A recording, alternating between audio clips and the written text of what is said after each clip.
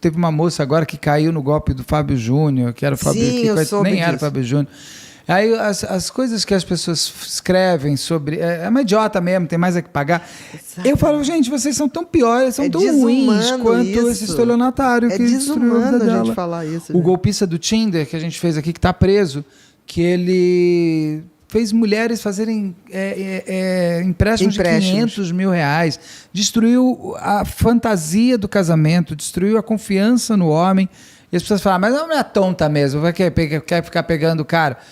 Mas todo mundo tá... Estelionatário é estelionatário. Estelionatário tem uma coisa que é um poder de sedução, não menospreze. É que eu falo, tem mulheres que falam assim, Bia, eu jamais cairia. Não menospreze. Porque toda vez que a gente acha que a gente sabe muito, a gente fica vulnerável. Sim. Exato. Por exemplo, maníaco do parque. Muita gente também... É a tal da revitimização da vítima. Aquelas mulheres, elas sofrem depois da morte. Com certeza. Até hoje, com pessoas falando, essas mulheres tontas também, o que elas acham que elas são modelo? Ele consegue encontrar, né, no outro... É porque tem uma coisa, o psicopata ele é 100% razão, zero emoção, sentimento. Claro que isso vai variar, mas vamos botar clássico para ficar claro de entender. Então, racionalmente, ele tem uma inteligência muito boa. Ele é uma anta sentimental, de sentimento, de emoção. Ele não sabe o que é amor. Ou ele pode amar um pouquinho alguém, se tiver um filho, nada. Não pode. Qualquer mudança que um psicopata faça na vida é por uma questão utilitária, para tirar alguma vantagem. Por exemplo, um psicopata pode chegar a um ponto que ele fala assim, me ajuda a melhorar minha vida, porque ele deu todos os golpes e já está velho, não tem o que mais fazer, que eles perdem um pouco de potência. Aí ele quer aprender como tratar razoavelmente a família para ele não ser expulso. Só para isso. Mas não é por amor, não é por sentimento. É sempre para se dar bem. É sempre para se dar bem. por si. por Enquanto o borderline não consegue ter a sua existência entendida... Tem que ter no outro ele não. Ele é todo ele. É só ele que existe. Então, portanto, meus amores, e um ser superior. A megalomania, gostei dessa palavra, né? megalomania mesmo. É um ser superior, né? Tipo assim, o máximo de megalomania, eu falo muito do Ted Bundy, né? Que foi aquele serial killer. O Ted Bundy falava isso, tipo assim, eu sou Deus. Depois de drogas, a dependência digital hoje está pau a pau com as drogas e vai passar. Dependência digital, vocês não têm noção. E dependência de jogo virtual. Não temos mesmo. Gente, é muita coisa, vocês não têm noção. Eu acredito agora com o mundo... Qual é a rede social que vicia mais rápido? Eu acho que é TikTok. Por causa do... Vai apresentando. Você sabe que eu dei uma diminuída com meus filhos, como eu controlo. Olha só, eu li uma questão sobre o gerador de ansiedade. Tela. A pessoa não sai, é um vício. Cria um vício. Igualzinho cocaína. E aí eu percebi. O circuito da recompensa. Né? Aí, tipo assim, ele tá vendo se o negócio tá dando curtida, se não tá curtida, tira. A gente tá vendo um ratinho de laboratório. E aí eu combinei, chamei os dois, mostrei o negócio pros dois, eles ficaram bem assustados. Aí eu falei, agora vamos contar no relógio quanto tempo cada um vai ficar. Ele já fica, pai, já tô, mas já voltaram pra 8 horas de novo. Mas na tua casa. 8 horas é coisa, né, gente? Você vai uma lá. Carga de trabalho, gente. Caralho. Mas tem o colégio também que usa, né? Vamos combinar. Não, também eu usa sei, na aula, mas olha que interessante. Olha só, Carioca. Eu combinei 3, mas... Olha que interessante. Tá razoável. Olha que interessante. O pessoal do Vale do Silício, tudo que criou isso tudo aí, que tá aí, essa grande revolução, não permite que seus filhos estudem escola fundamental que usem tecnologia. Óbvio, né? Eles já sabem o que acontece. Então, tem alguma coisa. Se o pessoal do Vale do Silício... Eles querem escola com papel, lápis e caneta. Mas formando excelentes dançarinos, né? Como temos bons dançarinos, né, Bola? Isso sim. A escola brasileira de dança nunca teve tanto auge. Isso é verdade. As dancinhas? É um sucesso, né? E só porcaria, né? Não, mas sabe o que eu acho engraçado? Jesus. Se você for ver... O jovem, ele está desfragmentando seu raciocínio. Porque quando você pega qualquer rede social, seja o TikTok, seja o Instagram, você vai passando aquilo, você vai rapidamente indo de um assunto para outro, que não tem a menor coerência. Isso que eu falei, nada a ver com nada. Nada a ver com nada. Então você está pulverizando informações que não se juntam para formar um raciocínio. Não. Gente, eu era muito feliz. Eu voltava da escola para ver o Batman, para ver a Feiticeira, pra ver... O Batman não tinha tanquinho. Ele tinha até um pochetezinho ali e tal. Não tinha musculatura nenhuma. E fazia a gente tão feliz. A Feiticeira, que é aquele... Só do narizinho pro lado. O narizinho pro lado. A Dini, que era só piscar. Da garrafa. Gente, aquilo pra mim era mágico. Terra dos Gigantes. Túnel do Tempo. Sabe? Sua lata Bom, pra mim é Cavaleiro do Zodíaco e Jaspion. Cavaleiro do Zodíaco e Jaspion. Eu vou te contar uma história. Do Cavaleiro do Zodíaco. Eu comecei a tratar uma moça que na época tinha uns 26 anos. Ela simplesmente largou a faculdade, e ela foi viajar pelo mundo. Foi tirar um tempo lá. E aí ela, no México, descobriu os Cavaleiros do Zodíaco. Achou aquilo tão bonitinho, No México? Pegou a representação. Chegou no Brasil, porque aquilo vendeu que nem água. Era uma coisa... Chegava container. Chegava container. Aí o que aconteceu? 2 anos depois, ela milionária, chega pra me procurar. Tô deprimida. Porra. Que é a depressão do excesso, né, meu amor? Ela nunca pensou que aos 26 anos, em 2 anos, aos 28, ela tava milionária. Mas e aí fica, o que eu vou fazer da minha vida daqui pra frente? As pessoas acham, às vezes, assim, aconteceu comigo, especialmente quando você nasce que você, na verdade, não é duro. Pra dizer bem claramente, você é duro e você acha que você vai atingir teu objetivo quando você tiver grana. E aí você atinge o lance de ter grana e você vê que... E agora? Agora fudeu, cara. Amor, o cérebro não pode ter tudo. A mente dá conta dos pensamentos. Uma pessoa deprimida, ela só pensa negativo. Quer dizer que a gente pode dizer que a depressão é a doença do século XXI? Eu acho que a gente já devia ter falado isso há muito tempo. Eu sempre digo que a gente falou muito da pandemia do Covid. Mas, na realidade, a gente já tinha uma pandemia, só para te dizer, de suicídio. Caramba! Em 2014, a Organização Mundial de Saúde fez o ano... 2014 para 2015, a gente fez o ano de prevenção de suicídio. Naquela ocasião, a gente tinha um suicídio a cada 40 segundos ao redor do mundo. O que acontece, e suicídio você tem disparado a depressão. Claro. Né? Não tenha dúvida que são os transtornos, principalmente a depressão do bipolar. Né? Porque você tem na depressão, você tem a depressão, um transtorno mental que acomete o corpo, a mente e o espírito. Isso aí não tem como a gente separar. Essas seriam, desculpa te interromper, seriam as 3 dimensões? As 3 dimensões da doença do século. Porque aí a gente tem que ver o seguinte, o corpo é acometido por quê? Você deixa de dormir, você começa a ter aquela insônia que a gente chama de terminal. Você deita, dorme, entre 3 e 4 horas da manhã você é acordado. Sim. Tá? E tipo assim, o que aconteceu? Você não consegue voltar a dormir. Você deixa de se alimentar ou se alimentar demais. Você começa a engordar ou emagrecer, depende da pessoa. Você altera a sua libido. Você pode zerar a libido dependendo da gravidade da depressão. Então, há uma mudança física que é real, que você aí tem que mapear o corpo todo, os hormônios, tireoide, hormônio sexual, porque altera. As vitaminas, vitamina D, vitamina B12, você tem que fazer uma varredura. Altera a mente. O que é a mente? A mente dá conta dos pensamentos. Uma pessoa deprimida, ela só pensa negativo. É como se fosse uma roleta que só sai 27 preto. Não tem jeito, não sai outro número. Então, dá conta do que a gente pensa. E o espírito. Aí tem gente que fala assim, espírito, mas e religião? Espiritualidade tem nada a ver com religião. Sim, não concordo tem. Total. É uma condição nossa, condição humana, né? Da questão da espiritualidade. E aí as pessoas falam assim, que eu fico fico pé da vida, né? Que a gente está no Sem Censura, a gente pode falar a palavra toda. Exatamente, fico puta da vida quando as pessoas falam assim, depressão é falta de fé, depressão é falta de não sei o que lá. Eu fico irada, porque assim, como que uma pessoa que só pensa negativo, que está em frangalhos fisicamente, ela vai exercer sua fé? Não tem nem oportunidade para exercer a fé. Depois que você limpa a depressão, aí a pessoa exerce a fé como ela quiser. O maior índice de suicídio é entre bipolar. Sim. Porque o bipolar, ele vai de uma euforia, quando ele cai na depressão, ele cai num fundo tão forte que ele pode realmente... Me falaram isso uma vez, que a pessoa que ela tá acostumada com a nuance... é mais difícil ela cair e não conseguir levantar. Exatamente. A pessoa que não está acostumada com a nossa, que está sempre bem, a hora que cai é mais difícil de... É que nem coração, né? Por exemplo, entre 30 e 40 anos, você ter um infarto agudo é muito mais mortal. Sim. Por quê? Porque depois de 40 anos você começa a fazer a tal da circulação colateral.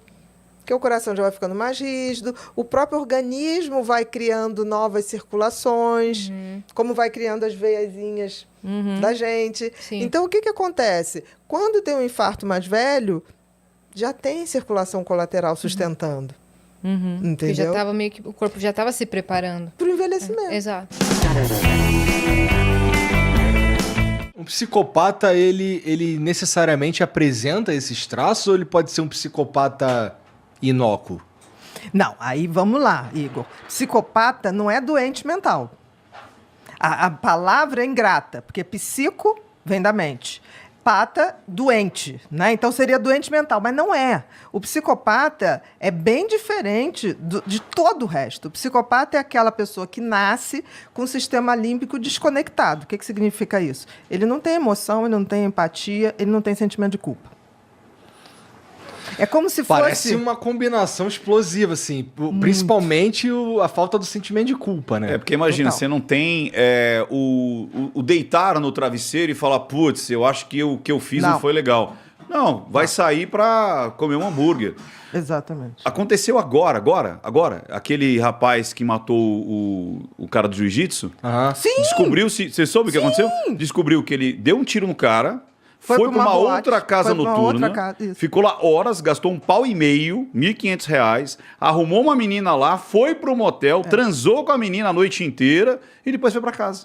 Como se nada tivesse acontecido. Eles são assim. É como se fosse uma inteligência artificial. O outro não representa nada para ele. O outro é um objeto de uso. Que ele sempre vai usar para ter status, poder ou diversão. E se puder juntar isso tudo, melhor ainda. Todo mundo deprime sem exercício de sentido e propósito de vida. Por favor, explique o que é propósito de vida. Não consigo entender isto e não sei qual é o meu. Olha só, Maria, eu não sei no que você acredita, mas deixa eu te falar uma coisa. Não somos, novamente, somos parte da natureza. Tudo na natureza tem propósito. Por exemplo, qual o propósito do sol? Gerar energia, iluminar. Qual o propósito da laranjeira? Gerar um fruto chamado laranja. Então, assim, tudo que existe no universo tem propósito, mesmo que a gente desconheça. A diferença de nós para os outros animais ou para os vegetais é que, de alguma maneira, o design do universo que nos criou nos deu o tal do livre-arbítrio. Nós somos os únicos animais conhecidos, é claro, que podemos refletir sobre isso. O sol não reflete sobre si, a laranjeira não reflete sobre si, mas cumpre a sua função. Um rio, ele sempre vai dar no mar, cumprindo a sua função. Então, quando eu falo de propósito, a natureza nos criou com algum propósito. Qual é a dica do propósito, né? Porque o próprio Criador que criou a nós para poder perceber isso, né? Somos os únicos animais que refletimos e percebemos isso, nos deu algumas dicas, que são os talentos. A gente vê que desde muito cedo, algumas crianças têm mais facilidade para algumas coisas do que outras. E isso está exatamente na palestra que eu acabei de fazer. Por quê? Porque não existe um cérebro perfeito. Nessa dimensão em que vivemos, não existe. Então, existe um cérebro que vai ter muito mais facilidade em determinadas áreas e um pouquinho de dificuldade em outras. Essa é a condição humana, do cérebro humano. Não existe a perfeição.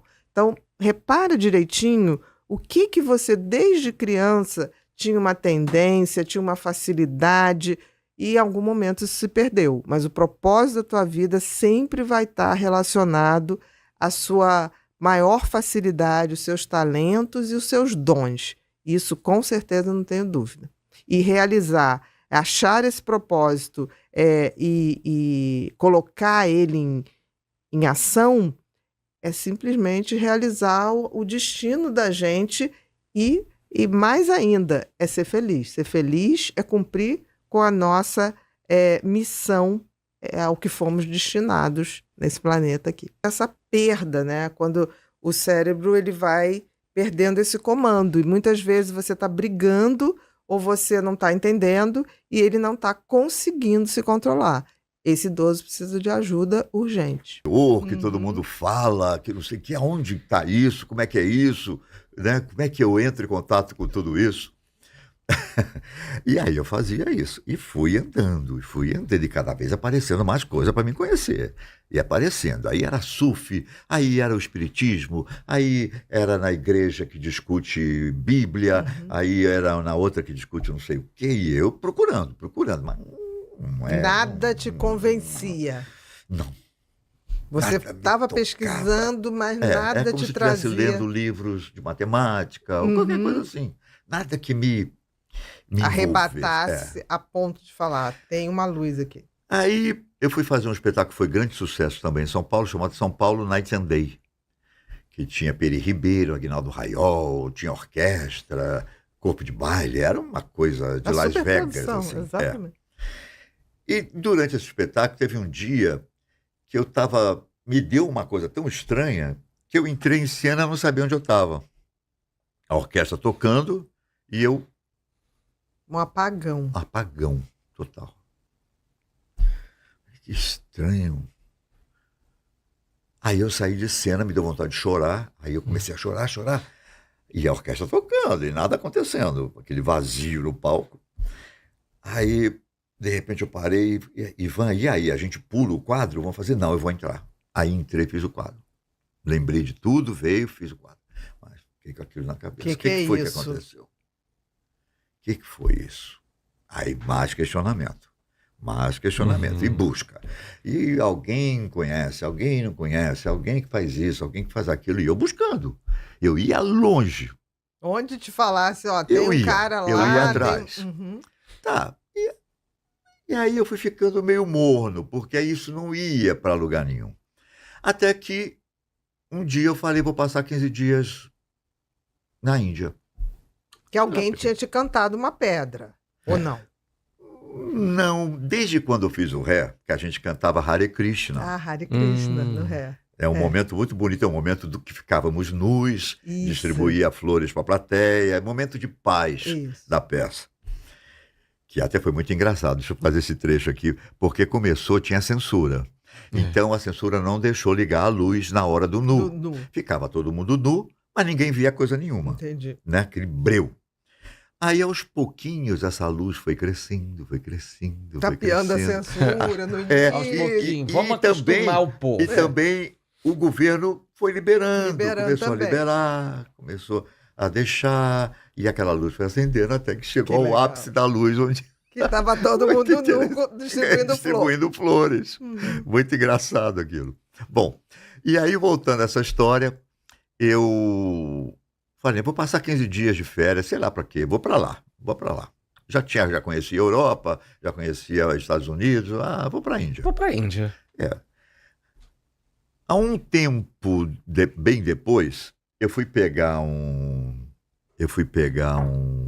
vídeo de uma entrevista que eu dei numa madrugada em Florianópolis, num fim de ano qualquer. A TV Bandeirantes foi lá me entrevistar, umas 4 horas, já tinha bebido um pouquinho. Aí me entrevista, e eu vendo a entrevista, eu tinha uma hora que pergunta assim, e aí, Ivan, qual é a música, que tipo de música você gosta? Aí eu falei, eu gosto de mantra indiano. Mentira! Falei, como é que eu falei isso? Como é que eu falei isso? Olha só. Interessante, né? Eu não ouvia mantra indiano. Mas falou com uma convicção. Ouço mantra indiano com toda pompa. Entendeu? Circunstância. Como assim? Logo depois eu vou para a Índia. Foi basicamente logo depois. Aí eu chego na Índia, acontece o seguinte. Eu chego na Índia, que é uma coisa mania minha, por exemplo. Se eu chegasse aqui no Rio para passar um fim de semana, eu já deixo minha coisa no hotel e vou para a rua. Vou andar, gosto de andar. E lá eu fiz o mesmo. Botei minhas coisas num hotel, saí para andar. E eu gosto de ir para a periferia. Eu gosto de ver coisa antiga. E fui andando. aquelas ruas vazias. Aí eu fui andando. Aí eu vi um senhorzinho vindo lá embaixo, senhorzinho, porque era bem típico mesmo, aquela barba. Aquela roupa colorida. Com 2 rapazes. E ele tinha um sorriso. E eu de longe, eu falava assim, que engraçado, eu comigo, né? Parece que ele tá rindo para mim. Ele veio na minha direção, botou a mão no meu coração e continuou. Eu fui atrás. Aí ele andou, ninguém olhava para trás. Lá fui eu atrás. Aí chegou num lugar, tinha um portão grande, entrou. Eu sabia do Ashram. Ashram é onde as pessoas, o mestre fica com seus discípulos. Uhum. Aí falei, isso aqui é um Ashram. Eu vou vir pra entrar. Cá. Não, eu fui no hotel, fechei a conta, peguei minha mala e... Meu Deus. Ele não foi nem aceito. Nem pediu. Não. Um dos rapazes que estava com ele veio atender tudo como se tivesse planejado. Veio, abriu o portão para mim, foi lá, me mostrou um quarto, eu fui para aquele quarto. Sem falar muito? Não, porque aí ninguém ia entender ninguém, porque ninguém falava coisa nenhuma e eu muito menos.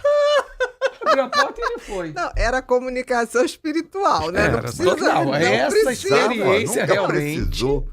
Eu fico tão tranquila de saber que quando a gente se for, não precisa esse negócio de língua pra lá, vai se comunicar, né, igual. Tudo. Não é?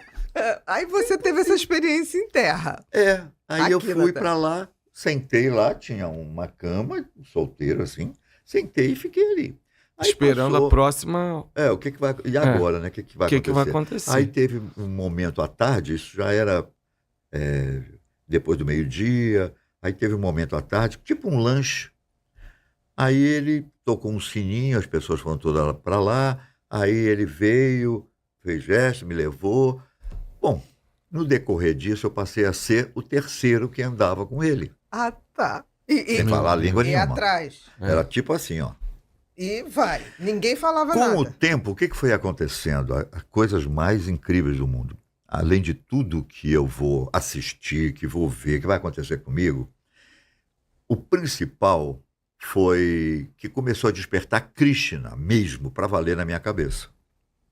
Começou a vir Krishna, e vinha tudo, e vinha Krishna me dando aula. E eu ficava quieto ali, e eu via Krishna me dando aula, me explicando. É como se tivesse um filme passando nos seus pensamentos e que você transformava em imagens. Exatamente. Uhum. Aí tem um momento, o momento que eu falo é no decorrer, né? Tem um momento que Krishna fala assim, e Jesus Cristo?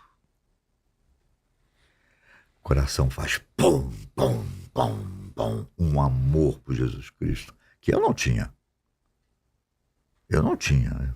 Não é que eu fosse ateu. Eu entendi, mas você nunca tinha se conectado dessa forma. Um amor, cara, uma coisa. Quem me apresentou? Krishna. Uhum. Aí começou a ver assim, Buda, Maomé, Chaitanya Mahaprabhu, que seria uma reencarnação de Krishna, né? E aquilo tudo eu começo a lidar com eles. E você foi lendo lá? Não tinha como ler. Só que eu sabia tudo. E você não leu isso antes? A Bíblia, eu falava assim para mim mesmo, porque eu não tinha com quem conversar. Eu falava assim para mim mesmo, capítulo tal, versículo tal.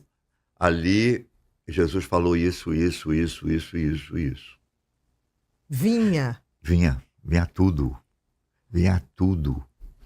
E depois eu fiquei sabendo, quando eu comecei a encontrar com alguns brasileiros, não sei o quê, que eram religiosos, pessoal mais evangélico do que sabe muito essas coisas de cor, né? Isso, da Bíblia mesmo.